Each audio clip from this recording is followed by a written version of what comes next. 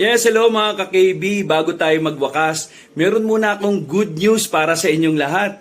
Nako, eto, meron na naman tayong bagong napakagandang channel. Ito yung kwento ng pag-ibig naman. So, yung pangalan ng channel natin ay Dear My Love. Yung dating Dear Kabanong, ginawa nating Dear My Love kasi po, meron na po akong katulong na magnanarrate sa inyo ng mga love stories. Ito po ay si Miss Steffi. So, si Miss Steffi, konting background lang, no? Kasama ko po siya sa dubbing. Actually, isang batikang dubber rin to, voice talent o voice artist. Kasi bakit? Galing po siya sa lahi, no? Sa mga angkan ng mga artista. So, ang tita po niya, si Matutina. Kung kilala niyo po siya. Ito po ay mas nakilala po sa palabas noon ni Dolphy, yung John and Marcia. Siya po yung pinaka parang mayamang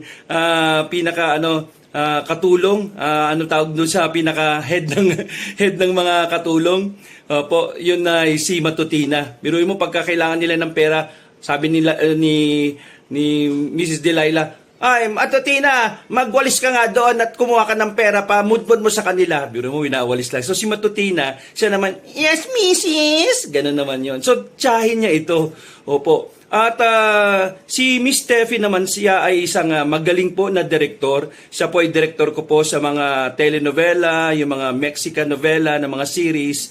So, Korean novela, siya po ay nagde-direct. At siya rin po ay nagsusulat, writer rin po siya. At siya rin po ay, siyempre, voice artist. Lumalabas po siya.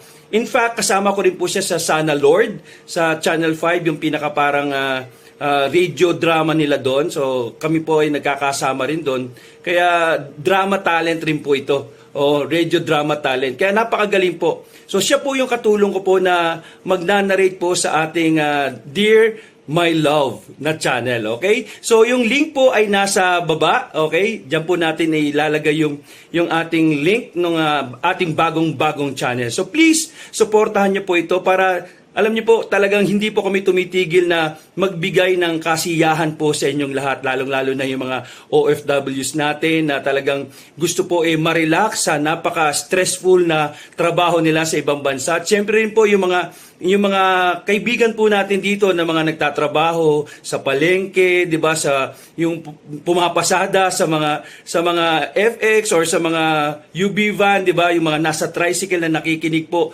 sa atin. Grabe, pati sa palengke, kung saan-saan na po, sa factory or sa office, di ba? Kaya maraming salamat po sa inyo. Kaya naman po, bilang pasasalamat, eto po, may dagdag po kami na magpapasaya sa inyo na bagong channel, ang Dear My Love. So, sana po ay asahan po namin kayo, panoorin niyo po itong bagong channel natin. Nagbabantay ng kanilang tahimik na barangay si Mang Jose. Sobrang tahimik dito at di mo akalain na madaming aswang ang gumagala dito. Lalo na pag bilog na bilog ng buwan. Isang gabi, habang rumoronda si Mang Jose, ay may napansin siyang kakaiba sa dulo ng kalye. Nung usisain niya ito, ay bigla na lang may lumitaw na nilalang mula sa dilim. Pulang-pula ang mga mata, tapos sobrang talim na mga ngipin at naglalaway pa ito. Bago pa man makalapit ang aswang, inilabas na ni Mang Jose ang itak niyang bagong hasa gamit ang espesyal na anting-anting. Makikitang handang-handa na siya sa pakikipaglaban sa aswang nang biglang, Pare, mukhang maligalig ang gabi ah. Kailangan mo ba ng backup? Biglang sabi ng isang lalaki mula sa likod niya. Paglingon niya, nakita niya ang isang matangkad at medyo may edad na lalaking nakangiting bumati sa kanya. Hindi niya ito kilala, pero parang pamilyar ang mukha nito. Oo nga eh. Gabi-gabi ng ganito dito. Daming mga ligaw na aswang. Medyo nasasanay na nga ako eh. Okay lang ba kung samahan kita makipaglaban? Walang pilitan ha. Siyempre, meron ka pa ding freedom of choice. Gusto ko lang makijoin kasi mukhang magiging masaya yung laban mo eh. Okay lang naman. Pero anong gagamitin mong sandata? Hindi ko naisip yun ah. O sige, next time na nga lang ako. Alam ko na. Kuhain mo tong kwintas na bawang. Kailangan nating isuto sa kanya para mas madali siyang mamatay. O sige, Ay, gusto din akong kasama ha. Ay, ako nga pala si Kanor. Mang Kanor ang tawag nila sa akin dito. Bagong lipat lang ako dito eh. Jose, at Mang Jose naman ang tawag nila sa akin dito. Ano, ready ka na ba sa aksyon? Born ready, pare! Nung lumapit na yung aswang, biglang tumakbo si Mang Kanor papalapit doon, na parang walang takot. Hoy, ikaw! Umalis ka dito! Kung ayaw mong matikman to! Boy, bawang ka talaga dito, tingnan mo! Agad na sinuot ni Mang Kanor yung kwintas na bawang dahilan para magpumiglas ito at kalaunay naging abo. Anak ng tokwa, Kanor, akala ko ba baguhan ka lang dito? Mukhang sanay na sanay ka na. Sabi mo sasali ka lang, ending wala na akong ginawa eh. Sanay na ako sa mga ganitong eksena eh. Kung di mo lang natatanong, di wag mo lang tanongin. Ha? Hindi, biro lang. Kung di mo lang natatanong dati kasi akong manunugis sa mga aswang sa probinsya namin. Natuwa naman si Mang Jose na makakilala ng taong nasa pareho niyang larangan. Kaya naisipan niyang ayain to sa malapit na tindahan para mas makilala pa. Napakainit ng gabi ano? Tara pare, kape tayo. Kwento mo pa yung mga adventure mo. Mainit na nga, kape pa. What if soft drinks na lang kaya? Bagets ka pa magsalita no? Pero may papatikim ako sa iyong niyiluhang kape. Lagi akong ginagawa ni Jonah nun Ay, napakabait na bata. Siyempre naman, age is just a number pare. Sino si Jonah? Anak mo? Parang ganon. Anak-anakan ko na yung mag-asawang yon. Habang naglalakad sila papunta sa tindahan para bumili ng kape, natutuwa si Mang Jose kasi kahit papaano may kasama na siyang katulad ni Mang Kanor. Gusto niya pang malaman ang tungkol dito at alam niyang marami-rami silang pwedeng pag-usapan at pagkwentuhan. Nang makarating sila sa tindahan, sinimulan agad ni Mang Kanor ang kwentuhan habang dahang-dahang sinisipsip ang malamig na kape. Alam mo ba, Jose? Bata pa lang ako nung una akong nakakita ng aswang Ha? Sinong nagtatanong? Ganyanan ha? Di okay. Hindi. Ito naman biro lang. Ito naman ang tampuhin mo Uy, sige na, kwento mo na.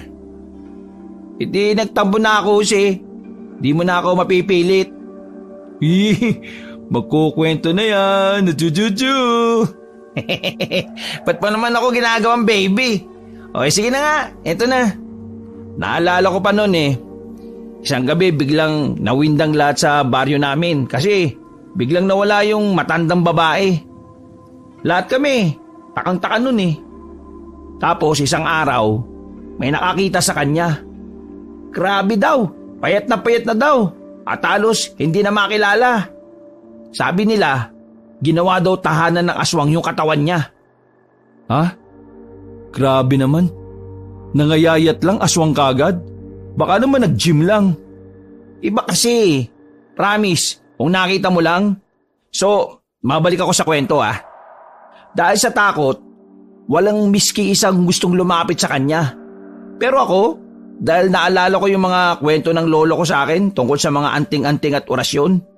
So ayun, sinubukan ko sa kanya yung mga yun para mapalayas yung sumalib sa kanyang aswang. Grabe, ang tapang mo naman bata nun. O tapos ano nangyari? Successful naman. Naibalik ko sa normal yung matanda. Tapos mula nun, naging misyon ko ng protektahan yung lugar namin laban sa mga aswang. Kaya eto, kahit saan ako mapunta, dala-dala ko yung mga anting-anting ng lolo ko. At tandang-tanda ko pa yung mga orasyon na itinuro niya sa akin.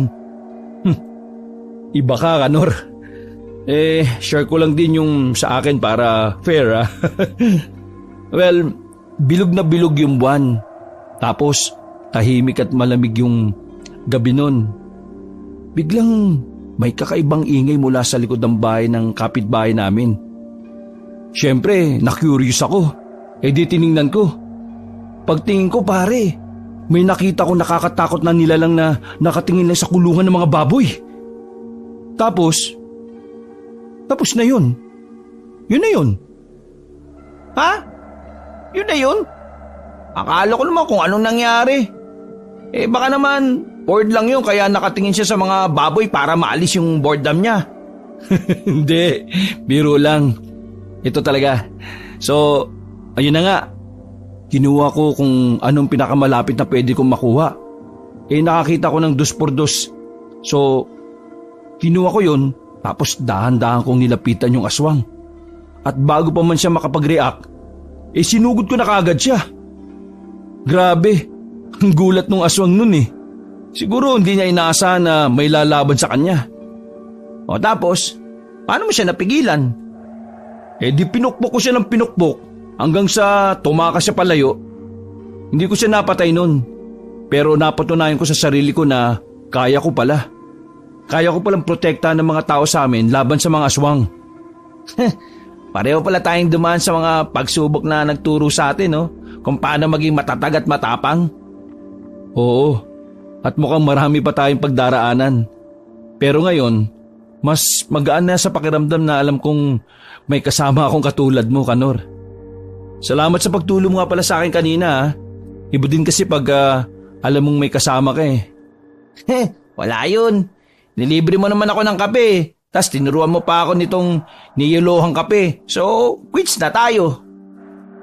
Sa mga sumunod na linggo, palaging nagkakataon na nagkakasabay sina Mang Jose at Mang Kanor sa kanilang mga pagroronda sa gabi para pumatay ng aswang. Parang may hindi nakikitang puwersa na palaging nagdadala sa kanila sa iisang lugar sa oras na may aswang na nagpapakita. Isang makulimlim na gabi, habang nag-iikot-ikot si Mang Kanor sa may kabilang dulo ng barangay nila, may napansin siyang kakaibang kilos sa mga dahon ng mga puno na nandun. Biglang-bigla, may lumabas na aswang mula sa kadiliman. Makikita mong gutom na gutom ito. Aba, to ah. Akala mo makakalusot ka ah. Hinugot ni Mang Kanor yung bolo niyang lagi niyang suot sa tagiliran niya. Lalapit na sana siya sa aswang pero biglang may naghagis ng bato sa aswang. Napalingon ng aswang para makita kung sino yung nambato sa kanya. At mula nga sa likod ng puno, biglang lumitaw si Mang Jose. May dala ring bolo. Mukhang timing naman yung dating ko, Kanor ah. Kung laging ganito, nako, walang aswang ang makakaligtas sa atin. Kaya nga eh. Salamat Jose ah. Akala ko solo flight na naman ako ngayon eh. Pwede ba namang hayaan kong mangyari yon sa pinakamamahal kong partner? Ikaw Jose ah. Baka naman ganyan-ganyan ka lang eh. Pero may crush ka pala sa akin ah. Nakakadiri ka. Kaya nga. Tara na nga. Patayin na lang natin tong aswang na to. Nagsimula silang lumapit sa aswang na ngayon ay nag-aalangan na sa gagawin niya. Sabay silang umatake ng walang pag-atubili. Natakot ang aswang dahil alam niyang intensyon ng dalawang patayin siya kaya lumipad na ito para tumakas. Ha? O kaya yun? Ba't kaya tumakas? Hoy, aswang! Duwag ka pala eh! Pagkatapos magsisigaw ni Mang Kanor, ikinausap niya si Mang Jose na ngayon ay nagpapagpag ng damit. Jose, parang ang lakas ng radar mo sa mga to, no? Lagi na lang timing na may aswang pag nadating ka. Baka naman ikaw mismong nagtatawag sa mga aswang na yan, ha? Uy, hindi no. Swerte lang siguro. O baka naman may telepathy tayo, Kanor. Nax, may telepathy ka na ngayon, ha? Ibang level ka na, Jose, ha? Siyempre naman, no. Yung mga natututunan ko sa iyo, eh. Alam mo, kailangan talaga natin laging magbackupan dito. Grabe, palakas na ng palakas yung mga aswang na napapadpad dito, eh. Oo, tama ka. Uy, walang iwanan, ha. Pakis nga ako, pre. Basta, walang hawakan ng espada. Uy, nakakadiri naman to. Sinimulan mo ako, eh. Isang gabi na naman, habang si Mang Jose ay nakaupo sa isang bangko malapit sa plaza, may narinig siyang kaluskos sa likod ng isang malaking tumpok na mga basura. Hindi pa man din niya nalilingon, bigla na lang tong lumundag. Nagulat siya nang makita ang isang maliit pero maligalig na aswang na handa ng kumain. Gusto mo makatikim ha? Eto na lang tikman mo.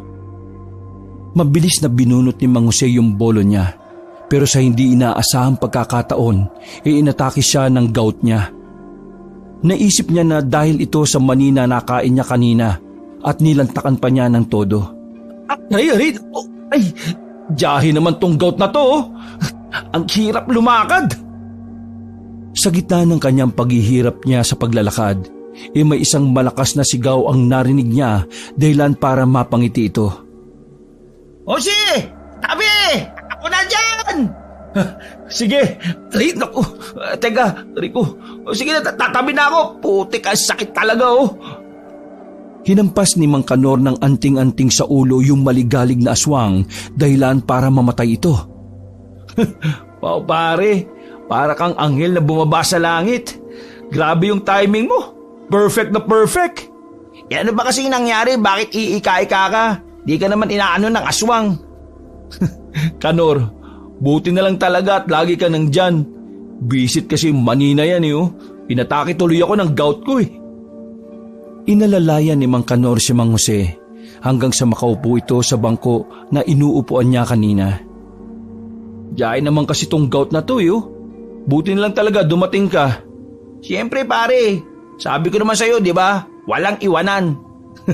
Dahil dyan, hatid mo ako pa uwi Ano ba yan? Nakakawala naman kasi ng angas yung sakit mo Nagtawanan sila at napagpasya nila na ihatid si Mang Kanor ni Mang Jose dahil hindi nito kayang lumakad ng di inaalalayan. Matapos ng araw na yon ay naging ritual na ng dalawa ang magkasamang magpatrolya gabi-gabi. Isang tambalang hindi mo inaasahan na naging sandigan na ng kanilang buong barangay laban sa mga aswang. Para silang Batman at si Robin. Alam mo, Kanor? Hindi pa Ano ba yan? Ang corny naman ito. Kuha ko lang sa'yo yan Hindi, pero seryoso. Sa lahat ng naging kasama ko sa pakikipaglaban sa mga aswang, ikaw ang pinaka-the best Parang, alam mo lagi kung kailan kita kailangan. Talagang ganun, Jose. Sabi nga nila, parang kape at gatas lang yan. Better together. At saka, sa totoo lang mas masaya naman talaga lahat ng bagay kapag may kasama Isang maliwalas na Sabado ng umaga, dinalaw ni Mang Jose sina Zachary sa kanilang bahay para sa isang espesyal na araw ng pagsasanay. Sinalubong siya ni Edwin at Jonah na masayang-masaya sa kanyang pagdating. Magandang umaga, Mang Jose. Salamat po sa paglaan ng oras para kay Zachary. Sobrang na-appreciate po namin na tinuturuan niyo siya ng pamamaraan ng pakikipaglaban sa aswang. Magandang umaga din. Ano ka ba? Wala to, no? Una, alam naman natin na si Zachary ang tatapos sa lahi ng mga aswang. Pangalawa, excited na ako kasi makikita ko kung gaano nakahusay si Zachary. Biglang dumating si Zachary at yumakap kay Mang Jose. Mang Jose, ano po? Mag-start na po ba tayo mag-training? Maaga po ako nag-breakfast kasi excited na po ako Nakakatuwa ka naman, bata ka. O sige, mag-aayos na ako ng gagamitin sa likod. Gusto mo bang sumama o mamaya na? Sama na po ako. Para next time po, tutulong na po ako sa pag-ayos ng gamit. Pumunta na sila sa likod para mag-ayos na ng gagamitin nila sa pag-iensayo. Zachary, tandaan mo ang pagiging manunugis ay hindi lang sa lakas ng katawan, kundi pati na rin sa isip at puso. Opo, Mang Jose. Handaan na po ako. Buong linggo ko pong pinagandaan to Sinimulan ni Mang Jose ang pagsasanay sa pagpapakita kung paano ang tamang paghawak at paggalaw gamit ang itak. O ganito ang tamang paghawak Maigpit pero relax lang ang pulso mo. Naintindihan mo, Zachary? Sa ilang oras ng pag-iensayo kitang-kita na agad ang pag-usad ni Zachary. Mabilis niyang natutunan ang bawat leksyon at lalong humanga si Mang Jose sa kakayahan nito. Bilib ako sa iyo, Zachary. May potensyal ka talagang maging isang mahusay na manunugis. Ngayon pa lang alam ko nang tutuparin mo talaga ang sabi ng propesiya. Matapos ang ilang oras sa pagsasanay, Nagpasya silang magpahinga at kumain ng tanghalian na inihanda ni Jonah. Nagsalo-salo sila sa hapag. Kasama ang masarap na adobo at sinangag na parehong paborito ni Mang Jose at Zachary. Kumusta naman po sa inyo, Mang Jose? Okay naman po ba kayo doon? Mabuti naman. Alam niyo ba, may nakilala akong bagong kaibigan. Wow, okay yan Mang Jose ah. Oo nga eh. Kanor yung pangalan niya. Tulad ko, mahilig din siya sa mga ganitong bagay at madalas kami ngayong magkasama sa pagroronda. Ako, mabuti naman at may nakilala kayong bagong kaibigan. Alam naming medyo nalulungkot kayo nung umalis si Edgar papuntang Maynila para mag-aral ng college. Oo nga po, at least may kasama at katuwang na ulit kayo. Madalas nag-aalala po kami ni Edwin sa inyo Ayaw niyo pa po kasing dito na lang tumira. Ay nako, wag na, nakakaya. At saka may sentimental value sa akin yung bahay ko doon. Andun yung mga alaala ni Maria. Pero alam nyo, malaking tulong si Kanor. Masaya ako na may kasama ulit ako sa mga pag-iikot ko lalo na sa gabi. Mang Jose, pwede ko din po bang maging kaibigan si Mang Kanor? Sigurado po ko marami din po siyang alam na pwede ko matutunan Oo naman Zachary, magandang ideya yan. Tatanungin ko siya kung gusto niya bang sumama sa akin dito sa susunod na makikita kami. Sigurado akong marami ka ding matututunan sa kanya. Pagkatapos magapunan ay nagpaalam na si Mang Jose. Umuwi na siya at ikinulungkot yun ni Zachary. Sama na po kasi ako, please. Zachary, hindi pwede kasi may school ka pa. Saka matanda na din si Mang Jose, nakakaya na kakailanganin ka pa niyang alagaan. Nako, Jonah, wala namang kaso sa akin na alagaan si Zachary, no? Pero syempre, may school siya kaya hindi muna pwede. Pag wala na pong school, pwede po bang sa inyo po muna ako? Oo naman, no? Basta galingan mo sa school mo, Pag mataas ang grades mo, doon ka sa akin ng buong bakasyon. Oks ba yon?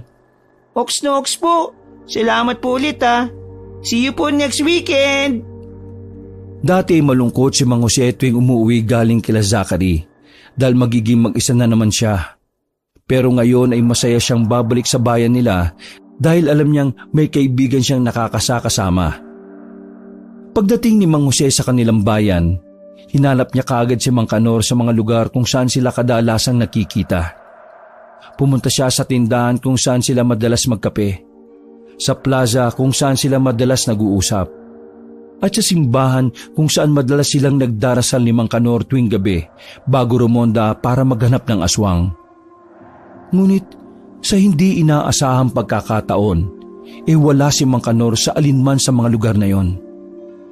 Nagtanong si Mang Jose sa ilang kapitbahay nila at mga kaibigan. Nakita niyo po ba si Kanor ngayong araw?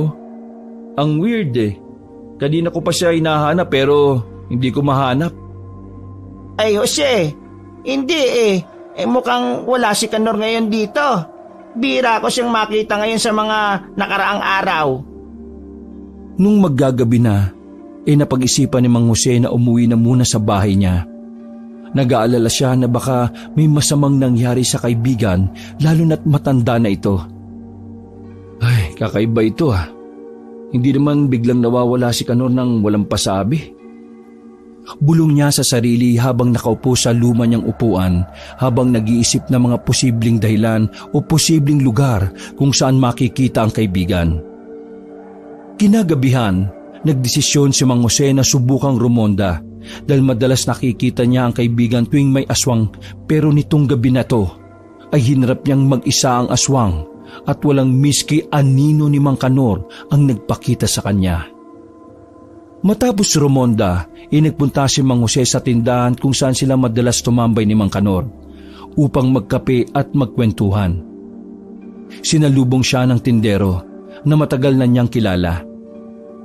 Mang Jose, ano pong sa atin? Mukhang kanina ka pa po may hinahanap Nakailang pabalik-balik na po kayo dito Oo nga, Toy. Hinahanap ko si Kanor Hindi mo ba siya nakita ngayon mga nakakarang araw?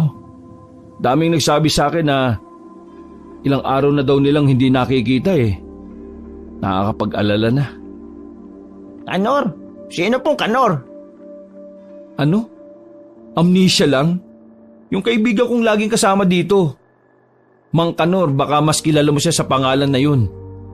Mang Kanor? Wala po akong kilalang Mang Kanor eh. Basta yung kasama ko lagi dito. Para ka namang ewan eh. Si Ka Henry. Ba't po kasi Mang Kanor tawag niyo sa kanya? Madalis din po siyang nandito. Pero ilang araw ko na rin po siyang hindi nakikita eh. Ha? Ka Henry?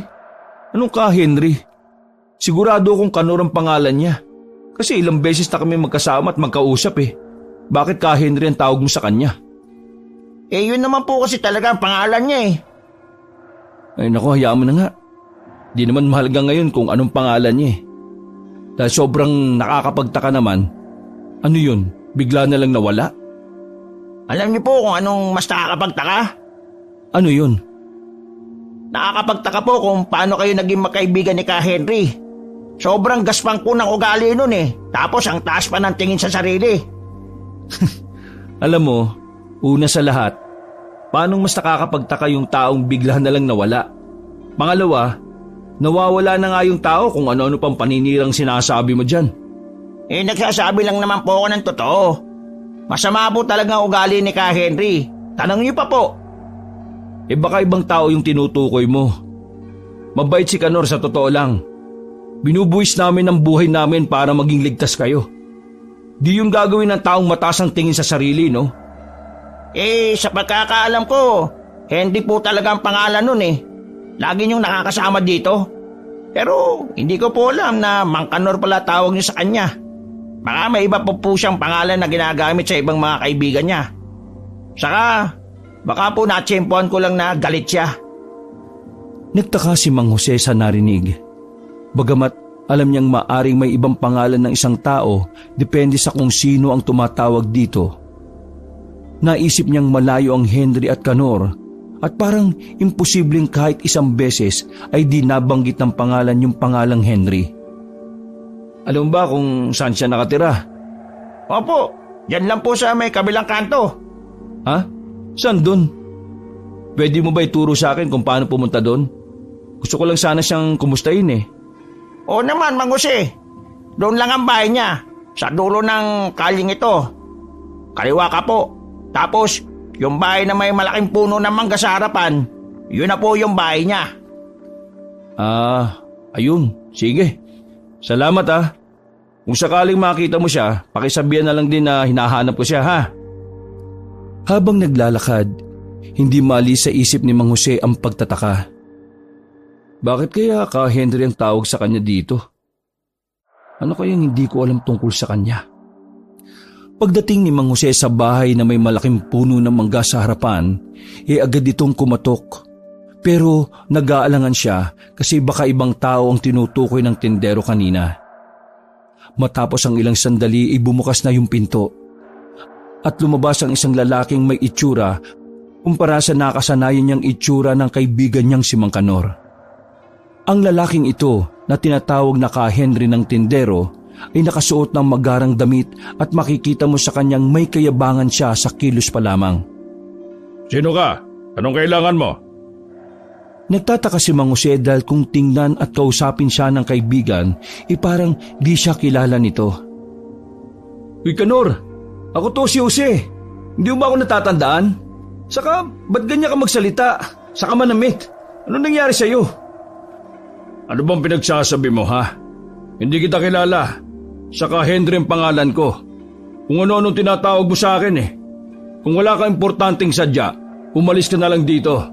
Wala akong oras mga katulad mo. Gets ko na. It's a prank to, no? Galing mo ah. Muntik na ako maniwala sa'yo ah. Eto, isang araw lang akong nawala, galit na galit ka naman kaagad. Ganyan ka ba makamis? Wala ka bang utak o talagang di ka lang makaintindi? Hindi kita kilala kaya pwede ba umalis ka na lang? Nagulat si Mang Jose at napaisip. Pero magkasama tayo nung nakaraan lang ah. Anong nangyari sa'yo, Kanor o Henry? Bahala ka sa buhay mo. Kung ayaw mong umalis, edi mamatay ka sa kakapilit dyan sa sinasabi mo. Sayang ka na sa oras ko. Padabog na sinara ni Mang Kanor ang pinto pagkapasok niya.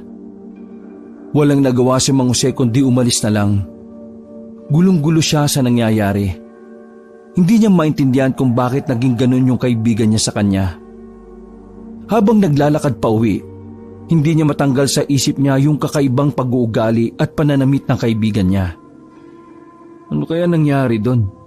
Bakit bigla na lang siyang nagbago? Saka, ba't hindi niya ako nakilala? Pagdating niya sa bahay, kaagad niyang napansin na may kakaiba. Naramdaman niyang may nag-aabang na panganib. Hindi pa siya tuluyang nakakapasok sa pinto nang biglang may lumitaw na aswang mula sa dilim, handang umatake. Walang panahon si Mang Jose para magtaka o malito sa mga nangyayari. Kailangan niyang kumilos. Mabilis niyang kinuha ang itak na laging nakasabit sa tabi ng pinto at hinarap ang umaataking aswang. Naging mabilis ang pagtakas ng aswang nang maisip niyang di papayag si Mang Jose na hindi siya mapapatay. Hingal at pawisan, napaupo si Mang Jose sa sala niya. Iniisip niya pa din yung mga nangyari ngayong araw. Ilang araw na ang lumipas at patuloy pa din ang panggugulo ng bagong aswang sa bayan ni Mang Jose. Mabilis ito, mailap at laging nakakatakas kahit anong higpit ang pagbabantay ni Mang Jose. Sa bawat gabing nakakalusot ang aswang kay Mang Jose, mas lalo lang naiisip ni Mang Jose kung gaano sana kalaki ang may tutulong kung kasama niya yung kaibigan niyang si Mang Kanor. Isang gabi, natanggap ni Mang Jose ang balitang may aswang na namataan malapit sa bahay ni na Zachary. Walang pag-aalinlangang nagpunta si Mang Jose doon. Alam niyang kailangan niya itong harapin bago pa may masamang mangyari. Pagdating niya sa bahay ni na Edwin at Jonah, sinalubong siya ni Edwin na may bakas ng pag-aalala sa muka. Mang Jose, salamat dumating ka kaagad. May kakaibang ingay kaming narinig mula sa likod ng bahay namin kanina pa. Huwag ka maglala, Edwin. Titingnan ko kung ano yon at kung aswang yon. Papakitaan ko yun para malaman niyang wala siyang ubra sa bahay na ito. Pasensya na po kayo sa abala, Mang Jose, ha? Natatakot lang po kami lalo na para kay Zachary. Normal lang na mag-alala, Jonah. Pero nandito na ako at gagawin natin ang lahat para masiguro ang kaligtasan ng lahat. Saka isa pa, alam kong kaya din naman ni Zachary yung mga aswang na yan eh. Tugon ni Mang Jose. Mang Jose, sa tingin mo po ba malakas yung aswang na yun? Feeling ko naman po kaya ko na yun eh. Pero ayaw pa po nila mama na hayaan ako eh. Malakas man siya, Zachary. Mas malakas-lakas tayo. Lalo na meron tayong mga orasyon at anting-anting na panlaban sa mga aswang. Huwag kang mag-alala. Nandito tayo para protektahan sila mama mo. Nagtipon silang lahat sa likod bahay. Dala ang mga sulo at itak. Maingat na minamatyaga ni Mang Jose ang bawat sulok ng bakuran. Kayong lalayo sa akin ha. Kadalasan pinupunteriyan ng aswang yung mga nakahiwalay sa grupo. Opo, di po kami lalayo. Matapos ang ilang minutong katahimikan, bigla na lang may umugong na malakas mula sa madilim na sulok ng hardin. Mabilis na umikot si Mang Jose. Hawak-hawak yung itak niya at anting-anting. Mang Jose, mag-ingat po kayo! Sa hindi inaasahang pagkakataon, sumugod ang aswang sa direksyon ni Zachary. Nakasalukuyang nakatayo sa tabi ni Mang Jose. Hinawakan kaagad ni Mang Jose ang braso ni Zachary para sana itago ito sa likod niya. Pero nagulat siya nang kunin ni Zachary yung itak niya at matapang na umamba sa aswang. Akala mo ba natatakot ako sa iyo? Hindi porkit maliit na bata ako, ako agad ang pupuntiryahin mo. Zachary, gamitin mo yung itinuro ko sa'yo. Zachary, bumalik ka dito! Isa! Hayaan mo na siya, Jonah. Paano niya may sasakutuparan yung propesiya kung di siya makakaranas ng pakikipaglaban sa aswang? Napayakap na lang si Jonah kay Edwin dahil alam niyang may punto si Mang Jose. Walang bakas ng kahit na anumang takot itinaas ni Zachary yung hawak niyang itak at hinarap ang aswang. Sa isang mabilis na galaw, pinutol niya ang kamay ng aswang na pasugod sa kanya. Tumili ito sa sakit at pagkabigla. At sa unang pagkakataon, nakita ni Mang Jose ang takot sa mga mata ng aswang. Akala mo ba madali lang ako? Hindi ako basta-bastang bata, no? Lubos na nagulat ang aswang. Hindi lamang sa lakas ni Zachary kundi sa kakayahang lumaban na parang hindi na siya bata. Sa kabila ng pagkasugat, mabilis na tumakas ang aswang. Iika-ika itong tumakbo palayo. Umaasang makakaligtas sa hindi inaasahang lakas ng bata. Habang nakatingin sa papalayong aswang, huminga ng malalim si Mang Jose at nilapitan si Zachary. Napakagaling at napakataba mong bata, Zachary. Hindi ko inaasahan na magagamit mo kagad yung mga natutunan mo sa pag-iinsayo natin. Pero Mang Jose, hindi ko po siya napatay eh. Nakatakas pa rin po siya. Tandaan mo, Zachary, ang mahalaga ay pinakita mo ang tapang mo at hindi ka nagpaapi. Hindi palaging kailangan tapusin ang laban sa isang sagupaan. Minsan, importante lang na mapakita natin na hindi tayo basta-basta sumusuko. Nakatayo silang lahat sa hardin. Pinoproseso ang pangyayari. Niyakap ni Jonah ang kanyang anak. Puno ng pasasalamat na ligtas siya at pinasalamatan si Mang Jose sa kanyang walang sawang pagtuturo at proteksyon sa kanilang buong pamilya. Thank you, Mang Jose, ah. Kung hindi po na-train ng mabuti si Zachary, baka napano na siya. Nakita mo po yun, Mama? Natakot po yung aswang sa akin eh. Ang galing ko po, no? Oo anak, pero sa susunod huwag kang magpapadalos-dalos ng ganon. Lalo na may matatanda namang kayang promotekta sa iyo. Minsan, kailangan mo ding mag-ingat. Opo, saka mas gagalingan ko pa po para di na po kayo matakot na di ko po kaya yung aswang at baka mapaano po ako. Natapos ang gabing yon hindi lamang sa isang hindi inaasahang pangyayari, kundi sa isang bagong simula para kay Zachary. Na ngayon ay kilala na hindi lang bilang bata, kundi bilang isang batang manunugis na may puso at tapang na humarap sa mga aswang. Pagkatapos ng matinding sagupaan sa bahay ni na Zachary, umuwi si Mang Jose na may bigat sa puso. Habang naglalakad siya pauwi, lutang pa din ang isipan niya. Iniisip niya pa din kung paano siya itinaboy ng kaibigan niya. Habang abala si Mang Jose sa pagkukumpuni ng mga sirang gamit sa bahay niya, biglang may narinig siyang ingay mula sa labas. Dali-dali siyang lumabas dala yung itak niya upang tingnan yung pinagmula ng ingay.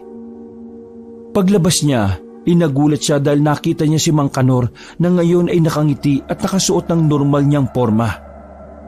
Mang Kanor? Napalingon si Mang Kanor. Sandaling natigilan sa pagkakakita kay Mang Jose. Pero mabilis ding binalik yung atensyon niya dun sa aswang.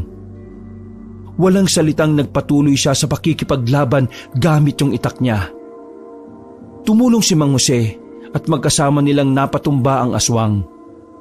Nang matiyak nilang hindi na ito makakabangon, saka lang sila nakahinga ng muluwag at hinarap ang isa't isa. Mang Kanor, anong nangyari sa'yo? Bakit parang hindi mo ako kilala nung isang araw? Ha? Isang araw? Di naman tayo nakita. Ganun mo na ba ako na-miss, ha? Pumunta ako sa bahay mo nung isang araw di ba? Tapos pinagtabuyan mo ko. Kala ko nga prank Uy, di ko maalala Baka pagod lang ako noon. Ay nako, wag na nating isipin yun, no? Ang maalaga, dumating ka kanina para tulungan ako. Grabe, ang ligalig ng aswang na yun Medyo nag-aalangan at naguguluhan si Mang Jose. Pero sinakyan niya na lang ang biro ng kaibigan. Para sa kanya, masaya na lang siya na bumalik na sa dati si Mang Kanor. Pinili ni Mang Jose na hindi na muna ituloy ang pag-uusisa. Naisip niya na siguro sa ibang pagkakataon na lang kapag mas kalmado na ang lahat. Napansin ni Mang Jose na sa mga araw na si Mang Kanor ang lumalabas, masiyahin ito, makulit at mabait. Sa mga panahong ganito, magkasama silang nagro-ronda sa gabi sa bayan nila. Nagtutulungan sila sa pagtugi sa mga aswang. At lagi silang nagkukwentuhan at nagtuturoan ng bagong paraan kung paano epektibong mapapatay ang mga aswang. Ngayon ay magkasama silang nagkakape sa dati nilang tambayan dahil kakatapos lang nilang rumonda. Ano, Jose? Ayos ba yung bago nating naisip na teknik kagabi? Ayos na ayos, Kanor. Buti naisip mo yun. Mas madali natin silang mahahanap pag gumamit tayo ng bait. O di ba? Sabi ko sa iyo ayaw mo pa nung una Kala ko naman kasi tao yung gagamitin nating bait Hindi mo naman kasi nilinaw kaagad. Isipin mo na maghahanap tayo ng tao na papayag na pahiran natin ng langis na nakakapang-akit sa pang-amoy ng aswang. Kaya nga talagang mapapabarangay tayo pag nagkataon. Pero napansin din ni Mang Jose na may mga araw na si Henry ang umiiral at ibang-iba ang sitwasyon tuwing siya ang pagkatao ng kaibigan. Hindi lang siya hindi kinakausap nito, madalas pa ay tinataboy siya nito at madalas tinitingnan na masama. Ano ba, Jose? Bakit ba palagi mo ako sinusundan? Hindi ba ako pwede mapag-isa? Kanor, Henry pala. Pasensya ka na kung pakiramdam mo ginugulo kita. Nag-aalala lang ako sa iyo, kaibigan. Tsaka inoobserbahan ko kung paano ka ba pag nagpapalit ka ng pagkatao. Iba ako sa kaibigan mong yon. Tigilan mo na nga ako, Jose. Hindi kita kaibigan. Kaya nga sana gusto din kita makilala Gusto ko kasing maging kaibigan mo. Alam mo, sinasayang mo lang ang oras mo Sa ugali mong ganyan, nakikita kong kahit kailan na hindi tayo magiging magkaibigan. Ikaw din naman si Kanor Kung paanong naging magkaibigan kami, magiging magkaibigan din tayo. Ay nako, bahala ka sa buhay mo. Basta lumayo ka sa akin at naaalibadbaran ako sa itsura mo. Sa kabila nito, hindi sumuko si Mang Jose. Alam niyang may mas malalim na pinagdaraanan si Mang Kanor o Henry. At pinili niyang manatiling matatag sa pag-aalok ng suporta at pakikipagkaibigan. Umaasa si Mang Jose na balang araw ay magiging maayos din ang lahat. Sa mga pagkakataong nagiging Henry si Mang Kanor, sinusubukan ni Mang Jose na maging mas maintindihin pero minsan hindi niya maiwasang malungkot sa biglang pagbabago ng kaibigan niya. Ngayon ba, gets mo na kung bakit si Henry siya at hindi si Kanor din? Opo, arang ang hirap naman po ng ganon, no? Baka kaya po mag-isa lang siya sa buhay Totoo, sobrang hirap. Alam mo ba, bukod sa mga masasakit na salita ni Kanor o ni Henry sa akin, Ano po yun? yung hindi mo alam kung ano bang merong ka pagkagising mo. Makakasama mo ba yung matalik mong kaibigan o yung taong ayaw na ayaw sa'yo? Ayun nga pong inaangaan ko sa inyo kasi po nakakaya nyo yun. Hindi madali Minsan, kailangan ko ng kaibigan dahil nalulungkot ako na mag-isa lang ako sa buhay tapos imbis na ma-comfort ako ng kaibigan ko, pagtatabuyan pa ako. Matatag ka, Mang Jose. Alam po namin yan. Baka kailangan lang po talaga ng oras para ayusin yung sarili niya. Eto, no homo Turo sa akin ni Kanor yung salita na yan Hindi naman sa nababakla ko pero madalas amimiss ko yung kaibigan ko Sa kabila ng lahat, patuloy na nagpapakita si Mang Jose ng pasensya at pagkakaibigan. Umaasa na isang araw, makikilala rin ni Henry ang halaga ng kanilang pagkakaibigan at tuluyan ang magiging kaisa niya sa lahat ng oras. Hindi lang bilang Mang Kanor, kundi bilang isang tunay na kaibigan na walang pagbabago. Isang umaga, dumating si Mang Jose sa bahay ni Zachary para sa kanilang regular na pagsasanay. Sinalubong siya ni Zachary na may halong excitement at pag-aalala. Mang Jose, magandang umaga po. Ready na po ako para sa training natin ngayon. Napansin ni Mang Jose na kahit nakangiti ang bata, ay may iba dito. Magandang umaga din, Zachary. Nasaan sina mama at papa mo? Hindi ko sila nakita. Biglang lumungkot ang reaksyon ni Zachary. Nasa ospital po sila Mang Jose. Ilang araw na po kasing may sakit si mama. Inaya po siya ni papa magpa-check up Saglit lang naman daw po sila kaya sabi po nila, hintayin na lang daw po kitang dumating. Ganun ba? Sana maging maayos na yung kalagayan ng mama mo. Sa tingin ko naman, magiging ayos na siya kasi nagpa-check up na sila eh. Alam na nilang anong magandang gawin. Kaya nga po, nung una nga po, ang kulit po ni Mami. Ayaw niya pong magpa-check up. Pero nung nag-please po ako sa kanya, ayun, pumayag na po siya. Kanina pa nga po ako nag-iisip kung okay lang po ba siya eh. Huwag kang mag-alala. Strong ang mama mo. Sa dami ng pinagdaanan nun na nilagpasan niya.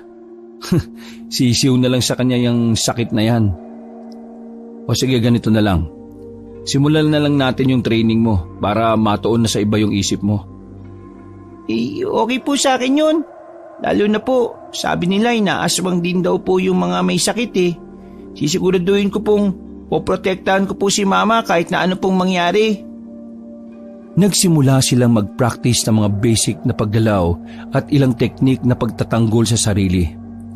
Itinuro ni Mang Jose ang tamang paghawak at paggamit ng itak sa iba't ibang sitwasyon. Mabilis na natuto si Zachary at kitang-kita yung dedikasyon at pagsisikap ng bata. Pagkatapos ng ilang oras na masigasig na pagsasanay, nagpasya silang magpahinga. Umupo sila sa ilalim ng puno habang umiinom ng malamig na tubig. Zachary, mahusay ka na ngayon ha? Bilib ako sa iyo. Pagpatuloy mo lang tong pag-aaral at pagsasanay mo. Nako, siguradong ikaw na ang pinakamagaling na manunugis na makikilala ng lahat. Nakakatuwa naman pong isipin yun. Salamat po Mang Jose ha. Ginagawa ko po ang lahat para maging mas malakas at mas matapang tulad po ako ninyo. Hindi nagtagal dumating na sina Jonah at Edwin mula sa ospital. Mukhang napagod at may bahagyang lungkot sa kanilang mga mata. Sinalubong sila ni Mang Jose. O Jonah, kumusta ka na? Anong lagay mo? May TB po ako Mang Jose. Pero sabi ng doktor, maagapan naman daw po at magagamot sa mga regular na gamutan at procedures. Medyo matagal nga lang at magastos pero naisipan na po namin ang paraan kung paano. Opo, nakakahawa kasi yung sakit ni Jonah at inaalala namin si Zachary. Pwede naman sa akin muna si Zachary. Sakto napangakuan ko naman yung bata ngayong bakasyon na sa akin muna siya pag mataas yung grado niya, di ba? Naku, nakakatuwa nga po. Alam niyo po ba, nagtapuan pa siya? Aba. Iba talaga pag may inspirasyon ka sa pag-aaral no? Kaya nga po Salamat po Mang Kanora. Nahiyaman kami pero hindi din po kasi namin alam kung anong gagawin para maprotektahan si Zachary sa sakit Nako, wala yun Ang isipin nyo yung pagpapagaling mo at yung perang panggamot. Biglang lumungkot yung mag-asawa pagkabanggit ni Mang Jose noon. Ayun na nga po Dahil wala naman po kaming kamag-anak dito sa Siquijor at delikado din sa pakakasama ni Jonah na baka mahawa niya to magfa-facility na muna siya. Bakit kayo malulungkot? Di ba mainam nga yun? Siguradong mas matututukan si Jonah at mabilis na gagaling. Medyo may presyo lang po kaya nagdesisyon po ako na tanggapin yung trabaho inaalok sa akin ng tiyahin ko sa Japan Kailangan kasi para matustusan yung paggagamot at iba pang pangangailangan ni Jonah at ni Zachary.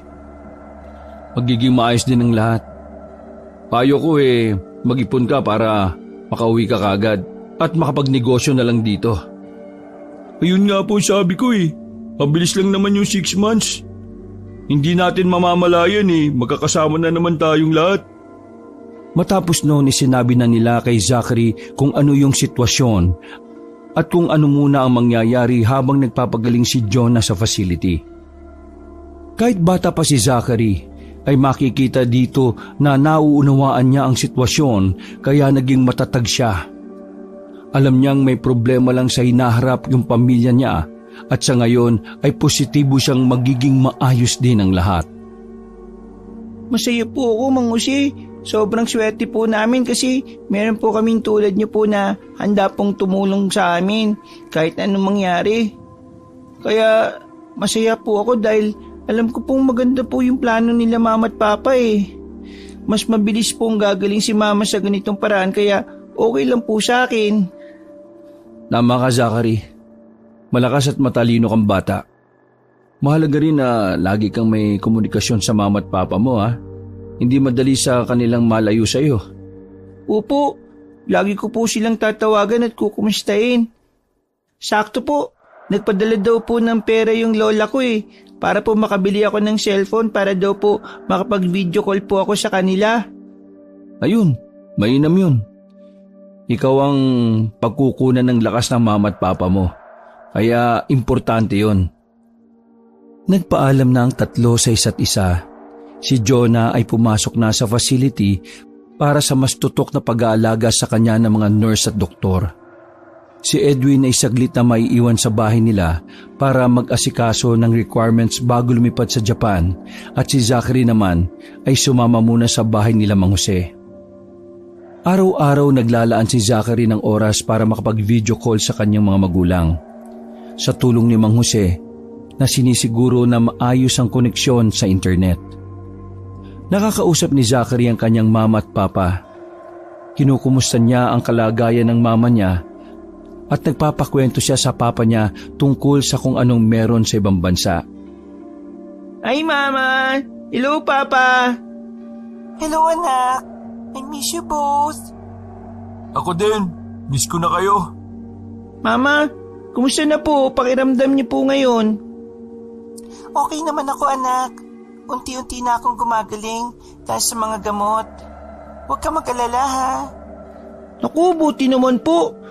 Magpagaling po kayo ha. Ikaw po papa, kumusta po ang trabaho niyo dyan? Maganda po ba dyan? Maayos naman anak. Medyo pagod lang. Pero kailangan eh. Para to sa ating lahat. Saka maganda dito. Sobrang lamig nga lang. Sana all po. Dito po sobrang init eh. Sana all ka ba dyan na? Basta anak, ingatan mo palagi sarili mo dyan. At manginig ka kay Mang Jose. Huwag ka magpapasaway dyan ha. Opo papa. Ingat din po kayo ni mama. Mahal na mahal ko po kayo. Sa mga gabi, bago matulog, madalas magkwento si Mang Jose kay Zachary ng iba't ibang aral at mga kwento ng kabayanihan at katapangan. Mga aral na nagbibigay sa kanya ng inspirasyon at lakas ng loob. Sa bawat araw ng kanilang pagsasama, hindi lamang ang teknikal na kaalaman sa pagtatanggol sa sarili ang natututunan ni Zachary, kundi pati na rin ang kahalagahan ng pagtitiis, pangunawa at malasakit sa kapwa. Mga aral na nagiging gabay niya habang lumalaki siya sa mundong puno ng hamon at pagbabago. Isang hapon, habang nagpapahinga sina Mang Jose at Zachary, matapos ang kanilang pagsasanay, nagpasya si Mang Jose na ipakilala si Zachary kay Mang Kanor. Alam niyang magiging mahalagang bahagi si Mang Kanor ng kanilang maliit na komunidad. Lalo na't may mga araw na siya ay nagiging mabuting kaibigan at kasama sa pakikipaglaban sa mga aswang. Kanor, gusto ko ipakilala sa iyo si Zachary. Ang bata na kasama ko ngayon sa training. Siya yung anak ni na Edwin at Jonah na parang mga anak ko na. So, parang apo ko na itong batang ito. Oh, maganda nga po Jose. Ikaw pala si Zachary ha. Palagi kang nababanggit ni Lolo si mo sa akin eh. Matalino at matapang ka nga daw na bata. Magandang hapon po, Mang Kanor. Opo, ako po yun. Excited nga po ako matuto pa ng marami sa inyo eh. Gusto ko pong maging kasing galing nyo po. Nako, sa tingin ko baka mas maging magaling ka pa sa amin eh. Sa mga sumunod na araw, naging madalas ang pagdalaw nila Mang Kanor. Sa tuwing magkasama silang tatlo, nagbabahagi si Mang Kanor ng kanyang mga kaalaman at karanasan sa pakikipaglaban sa mga aswang, na lalong nagpapayaman sa pagsasanay ni Zachary. Napansin ni Mang Jose na mabilis na nagiging komportable si Zachary kay Mang Kanor. At ganun din naman ang matanda sa bata. Isang gabi, habang nagro-ronda si Mang Jose at Zachary at si Mang Kanor, may natanggap silang balita mula sa mga kapitbahay na may aswang na namang malapit sa kanilang lugar. Walang pag-atubiling nagtulungan ng tatlo para harapin ang aswang. Zachary, diyan ka lang sa likod namin ha. Obserbahan mo muna yung gagawin namin ni Mang Kanor mo. Pero sa gitna ng pag-uusap nila, biglang sumugod ang aswang at si Zachary ang unang sinugod nito. Gamit ni Zachary yung mga natutunan niya, nagawa niyang iwasan ang atake at gumante. Nagulat ang aswang sa bilis at lakas ng bata. Agad namang tumulong si Mang Jose at Mang Kanor.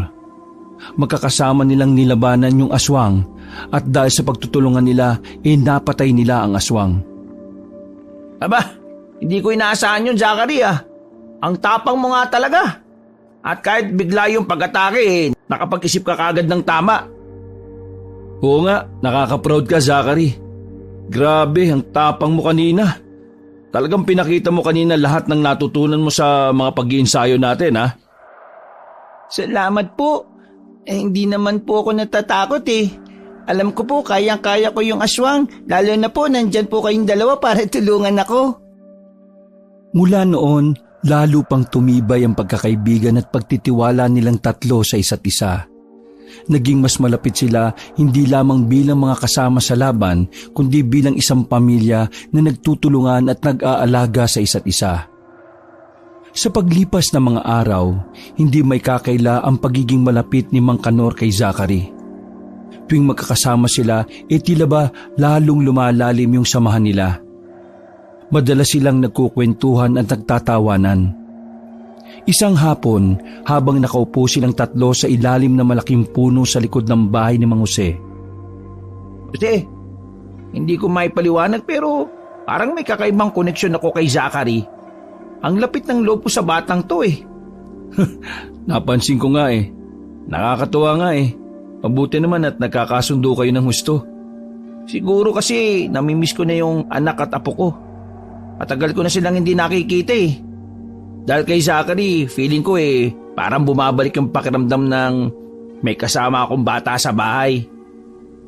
Alam mo Kanor, mabuti na rin yan. At least habang kasama mo si Zachary, meron sa iyong nakakapagbigay ng saya. At sigurado ako, marami ka matuturo sa kanya na magagamit niya sa buhay. Tama ka, Jose. At masaya ako na meron akong kaibigang katulad mo ha. At may bago akong nakikilala na katulad ni Zachary. Parang pamilya na rin ang turing ko sa inyo eh. Nagulat si Mang Jose na may anak at apo na pala si Mang Kanor. At napaisip siya na gumawa ng magandang bagay para sa kaibigan. Isang hapon, habang nakaupo si Mang Jose at Zachary sa ilalim ng lilim ng puno sa likuran ng bahay ni Mang Jose, ay nabanggit ni Mang Jose ang kanyang plano kay Zachary. Zachary, malapit na ang birthday ni Mang Kanor at may naisip akong paraan para pasahin natin siya. Wow! Surprise! Masaya po yun. Ano pong gagawin natin, Mang Jose? Alam mo, matagal na niyang hindi nakikita yung anak niya at saka yung apo niya. Kaya naisip ko, baka pwede natin silang hanapin sa Facebook ba yun? Gusto ko sana siyang sorpresahin sa birthday niya eh. Magandang ideya po yan. Tsak na matutuwa si Mang Kanor. Tutulungan ko po kayo, Mang Jose. Kaso, imposibleng makita natin siya dun sa sinasabi niyong Facebook. Kasi wala naman pong Facebook eh. Baka po, Facebook. Ah, yun ba yun? O basta yun. At saka, kung ganun eh, maraming salamat Zachary ah. Alam ko bata ka pa pero mahusay ka na sa mga ganitong bagay. Siguro sa tulong mo ay mahahanap natin sila. Kinagabihan ay sinubukan na nilang hanapin yung anak ni Mang Kanor sa Facebook. Ang unang ginawa ni Zachary ay tiningnan kung may Facebook si Mang Kanor pero wala siyang nakita. Mang Jose, alam niyo po ba kung ano pong pangalan ng anak ni Mang Kanor? Ha? Ang naalala ko, Juan daw yung pangalan niya eh. Subukan natin yan. Matapos ang ilang oras ng paghahanap, sa wakas nakakita sila ng profile na maaring sa anak ni Mang Kanor. Mang Jose, tingnan niyo po ito, baka ito na yun. Medyo hawig kay Mang Kanor eh. Tiningnan ni Mang Jose ang profile at magkasama nilang pinagpasyahan na mag-message doon. Umasa sila na ito na nga ang magiging susi para muling magkita-kita ang pamilya ni Mang Kanor sa kanyang kaarawan. Biglang tumawag ito at nagulat sila na halos kaedad na ni Mang Jose itong anak ni Mang Kanor. Dito na lang po tayo mag-usap, medyo mahirap sa chat eh. Ay, sige po, ito po si Mang Jose. Siya po yung sinasabi ko pong nakaisip na i-surprise namin si Mang Kanor. Hello. Juan, sana mapagbigyan nyo kami. Opo. Matagal ko na nga din pong di napapasyalan si tatay eh. Natatakot kasi kami minsan sa kanya. Pero salamat kahit papano may nakakausap at nakakasama si tatay. At hindi siya nag-iisa. Nagtaka si Mang Jose sa sinabi ng anak ni Mang Kanor. Pero naisip niyang baka may kinalaman ito sa mga pagbabago-bago ng personalidad ni Mang Kanor. Wala yon, ano ka ba? Malaga sa amin ang tatay mo. Para na kaming BFF nun ika nga niya. Oo, ganyan nga si Papa. Cool pa din magsalita kahit may edad na. Na-excite tuloy ako. O sige po, see you po Isang araw, abala si Mang Jose at Zachary sa pagpaplano ng sorpresang kaarawan para kay Mang Kanor. Masigasig silang nag-aayos sa mga dekorasyon at nag-iisip ng mga masasarap na pagkain na ihahanda. Zachary, dapat planchado na lahat Gusto natin maging espesyal tong araw na to para kay Mang Kanor mo. Opo, Mang Jose. Excited na po ako sa magiging reaksyon niya. Pumunta si Zachary sa tindahan para bumili ng mga kulang pang gamit para sa sorpresa nila. Pagdating niya sa tindahan, nakita niya si Mang Kanor na nakatayo doon. Pero iba yung itsura nito at aura. Masayang lumapit si Zachary. Mang Kanor, kumusta po kayo? Yumakap pa si Zachary sa matanda. Bigla siyang tinulak ni Mang Kanor na ikinabigla ni Zachary. Wag mo nga akong yakapin. Sino ka bang bata ka? Hindi ako si Mang Kanor. Henry ang pangalan ko. Nasaktan si Zachary sa naging tugon ng matanda. Pero, Mang Kanor, ako po si Zachary. Bakit po? Hindi nga ako si Mang Kanor. Umalis ka nga sa harap ko. Dahil medyo natagalan sa pagbalik si Zachary, naisipan ni Mang Jose na sundan ito sa tindahan kaya nakita niyang sinisigawan ni Henry ang bata. Mabilis na lumapit si Mang Jose para kunin si Zachary. Zachary, tara na. Umalis na tayo rito. Habang naglalakad sila pauwi, hindi mapigilan ni Zachary ang umiyak. Mang Jose, bakit po ganon? Bakit galit po sa akin si Mang Kanor? May masama po akong nagawa? Umiling si Mang Jose at nagpaliwanag sa bata. Kasi Zachary, hindi yun si Mang Kanor na kilala natin. Minsan, nagbabago ang pagkatao niya at tinatawag niya ang sarili niyang si Henry. Si Henry, medyo masungit at mayabang. Hindi katulad ni Mang Kanor na mabait at matulungin. Po, pwede po ba yun? Saka, bakit po siya nagiging ganon, Mang Jose? Ay, may mga bagay, Zachary, na mahirap ipaliwanag Pero tandaan mo, kapag si Mang Kanor ang kasama natin, mabuti siyang tao. Kung si Henry naman, ibang ugali niya. At hindi niya kontrolado yun. Mahalaga, alam natin kung paano siya pakikitunguhan sa mga panahong yon. Sige po, Mang Jose. Sana po bumalik na po kagad yung Mang Kanor na pagkatao niya. Oo, sana nga. Palagi ko ding inihiling yan tuwing magiging si Henry siya. Pero ano man ang mangyari, nandito ako para sa'yo at gagawin natin ang lahat para tulungan si Mang Kanor. Isang gabi, habang nagpapatrolya si Mang Jose at Zachary sa kanilang lugar, muling nagpakita ang aswang na ilang beses na nilang nakakalaban, ngunit palaging nakakatakas. Sa pagkakataong ito, handa na silang dalawa at agad na sumugod para harapin yung aswang. Zachary, mag-ingat ka. Gawin mo lang yung mga itinuro ko sa iyo Opo, Mang Jose. Handaan na po ako. Nagsimula na ang laban at sa kabila ng kanilang pagiging maingat at pagiging matapang, muling nakahanap ng paraan ng aswang na makatakas matapos ang ilang minutong bakbakan. Habang hinihingal at pinagmamasdan ng palayong likod ng aswang, hindi maiwasan ni Mang Jose na mag-isip. Zachary, napansin mo ba? Tuwing si Mang Kanor ang kasama natin, hindi nagpapakita tong aswang na ito eh. Pero kapag wala siya, bigla na lang siyang sumusulpot. Kaya nga po eh. Hindi po kaya si Henry po yung aswang? Parang aswang po kasi yung ugali nun eh. Hindi eh. Imposible naman yun kasi iisa pa din si Kanor at Henry. So kung aswang si Henry at Kanor, bakit pumamatay ng aswang si Kanor? Baka nagkakataon lang talaga.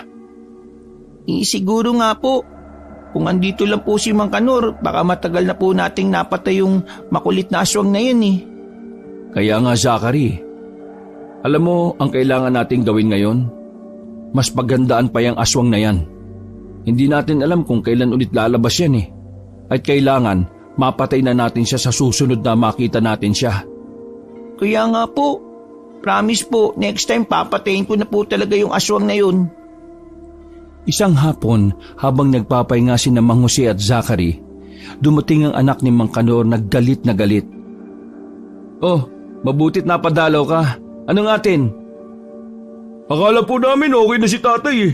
Ano po nangyari? Oh, Bakit? May nangyari ba? Pagdating po namin dun, si Henry po yung umarap sa amin imbis na si tatay. Sana po sinabi niyong andyan pa din yung Henry. Kasi hindi po ako papayag kung nalaman ko lang yun eh. alam mo, matagal-tagal na din kasi nung huling naging si Henry siya. Kaya kinausap ka namin. Pasensya na't hindi kita nasabihan nung nakaraan na naging si Henry uli siya. Sana pala nakontrabiso kita. Akala ko kasi alam mo yung sitwasyon ng tatay mo eh. Bigla namang huminahon si Juan nang maisip na hindi naman kasalanan ni Mang Jose ang sakit ng tatay niya. Pasensya na po kayo kung napasugod ako na galit ah. Kasi po may trauma po ako kay Henry. Hindi niya po kasi ako kinikilalang anak eh. At madalas sinasaktan niya pa ako. Ganyan din naman siya sa amin ni Zachary. Alam mo ba kung bakit siya nagkakaganon? Meron daw po kasing split personality si tatay. Sabi ni nanay, nangyari daw po yan dahil sa trauma niya kay lolo. Di naman daw po ganun si tatay nung ipinanganak ako eh. Grabe, yung pala yung dahilan kung bakit naging ganyan si Kanor. Opo, at kaya kami lumayo. Dahil hindi na namin alam kung paano haharapin si Henry. Mahal na mahal kami ni tatay eh. Pero si Henry, hindi niya kami tanggap. Okay, sige. Naiintindihan namin. At pasensya na ulit sa nangyari. Sana sa susunod na magpakita si Mang Kanor, mas maging maayos ng lahat. Gusto naming tumulong sa abot ng makakaya namin. Isang araw, biglang dumating si Mang Kanor sa bahay ni Mang Jose na may dalang isang basket ng mga masasarap na pagkain para ipagdiwang ang kanyang kaarawan. Nagulat si Mang Jose at Zachary ngunit masaya nilang tinanggap ang sorpresa. Mang Kanor, ano nga atin? Bira ka magdala ng ganito ah. Alam ni Mang Jose na kaarawan ng kaibigan nito pero gusto niya lang asarin si Mang Kanor. Ay grabe. Totoo bang hindi mo alam? Hindi mo naalala? Ha? Ang alin? Hindi eh. Ano bang meron? Okay. Di uuwi na lang ako. Akin na yung mga pagkain ko. Ito naman oh. Di na mga biro. Siyempre, pwede ba namin kalimutan yung birthday ng best friend ko? Ayan! Masarap tong dinala ko eh. Nako, pag natikman mo to, baka makrasyan mo na naman ako. Di pare, ito talaga aaminin ko na sa'yo. Ano yun pre? Matagal na kitang talagang crush eh. Pakis nga ako pre. Ang sagwa pre! Di, seryoso nga ako. Ano? Seryoso ka? Mauna na pala ako. May lalakarin pa ako eh. Ikaw talaga, paniwalain ka talaga no Kanor. Siyempre, niloloko lang kita. Ganda-ganda kong lalaki eh. Habang inihahanda nila ang mesa, biglang tumawag si Juan. Oh Juan, Tama, ang tawag mo. Andito tatay mo ngayon. Boss, prank na naman yan ano? Tangi, seryoso na ito. Ito, kausapin mo. Ha? Hindi nga. Hello? Anak? Tatay, buti okay ka na. Nandito lang kami sa resort nila, auntie. Balik kami dyan ng apo mo. Nako, salamat anak.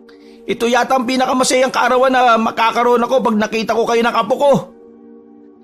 Makalipas ang isang oras, dumating na si Juan sa bahay ni Mang Jose. Anak ko, apo ko. Ha, miss na miss ko na kayo pareho.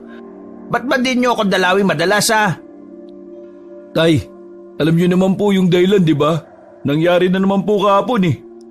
Ang alin? Si Henry po. Biglang hinila ni Mang Kanor si Juan sa sulok at pabulong na kinausap. Ano ka ba naman Juan? Baka matakot ng mga kaibigan ko pag nalaman nila. Tay, alam po nila. Nakakausap po nila si Henry at sinasamahan din po sila ng ugali nito. Ha? May usapan kami ni Henry na iiwasan na lang sila ha. Anong ginawa sa kanila? Narinig naman ni Mang Jose ang usapan at di na niya napigilan yung sarili niyang makisali dito. Di ba ikaw din si Henry? Paano nakakausap mo siya? Dahil alam ni Mang Kanor na alam naman na ng kaibigan ng sitwasyon, inaisipan na niyang ipaliwanag dito kung ano ang nangyayari. Ganito kasi yun pre. Medyo mahirap ipaliwanag Pero ganito na lang. Isipin mo na lang na dalawang magkaibang espiritu si Henry at ako. Okay. So, sa loob ng katawan kong ito, dalawa kami. Nag-uusap kami kung sino muna ang gagamit ng katawan na to.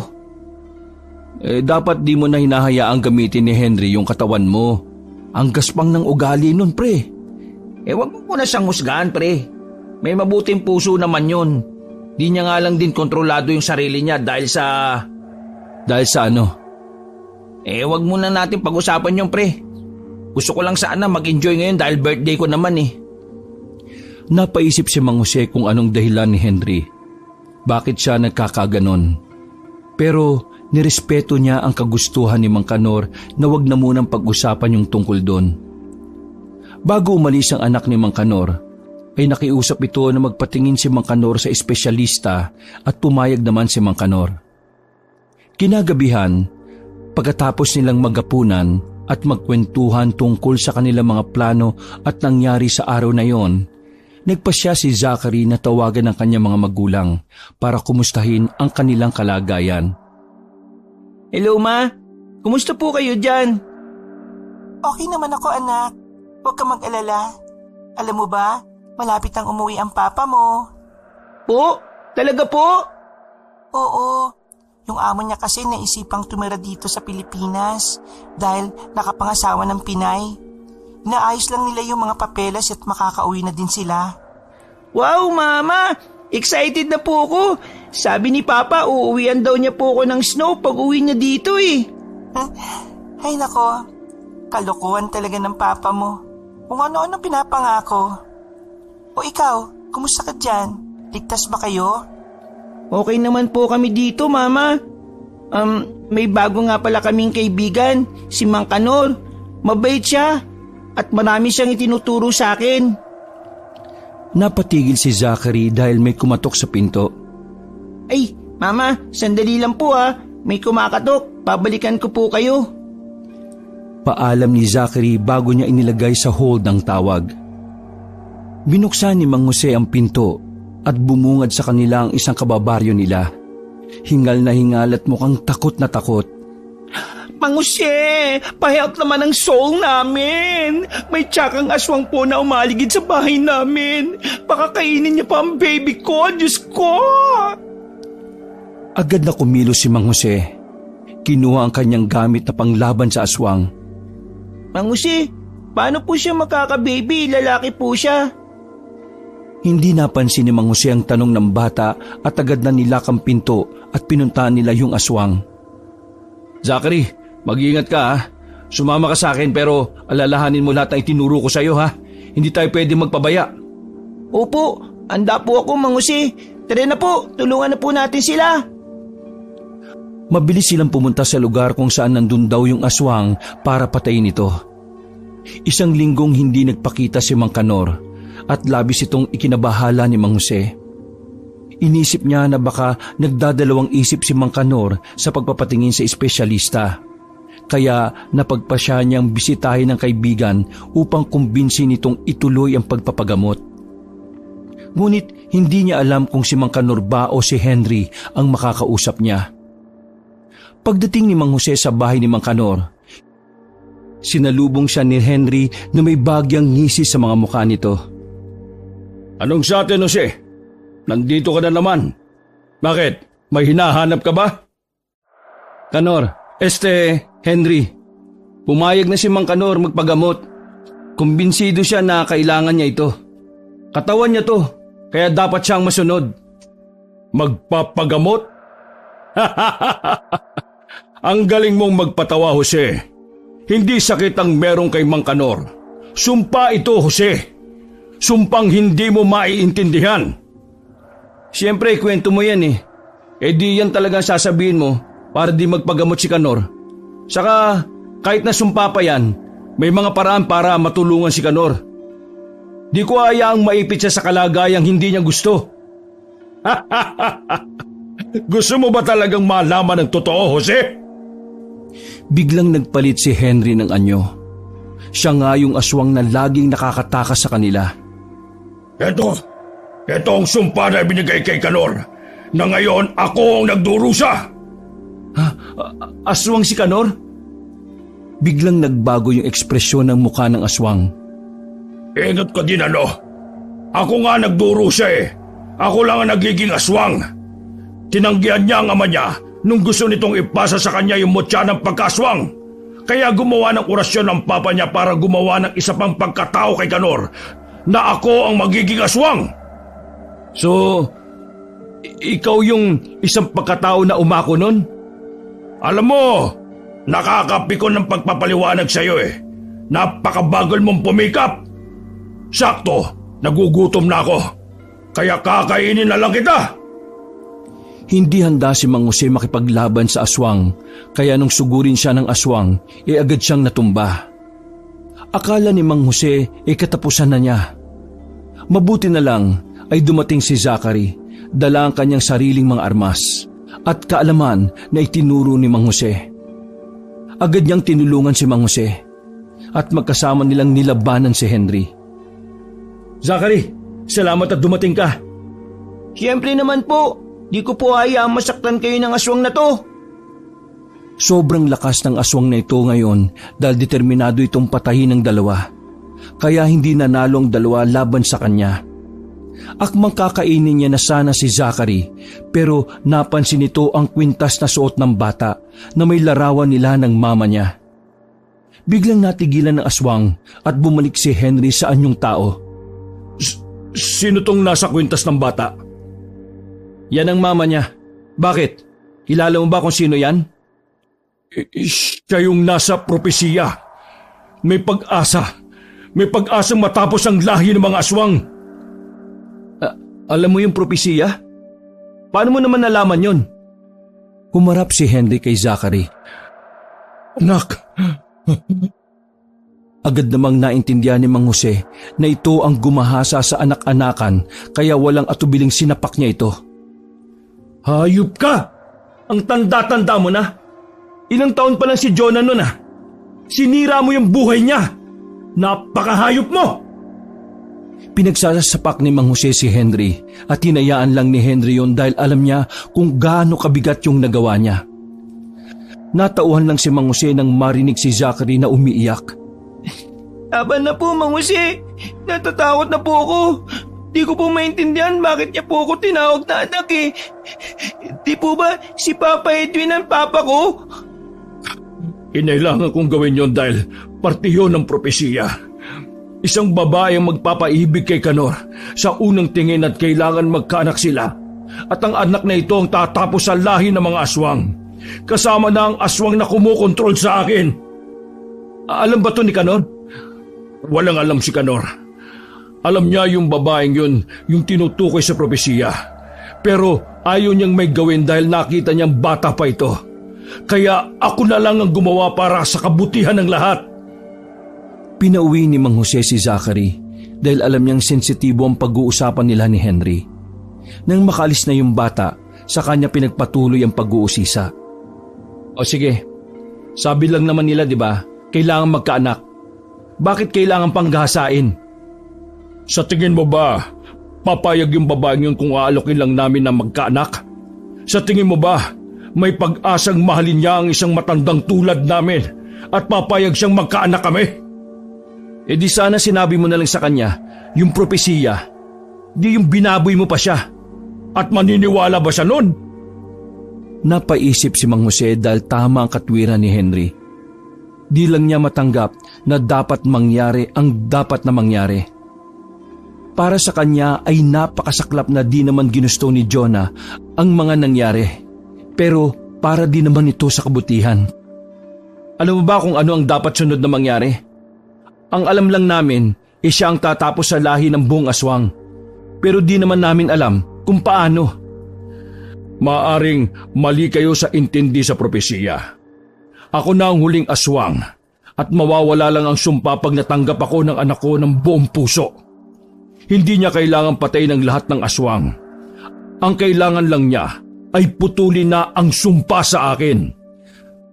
So ibig sabihin, hindi naman niya kailangan literal na ubusin lahat ng aswang. Tama ka.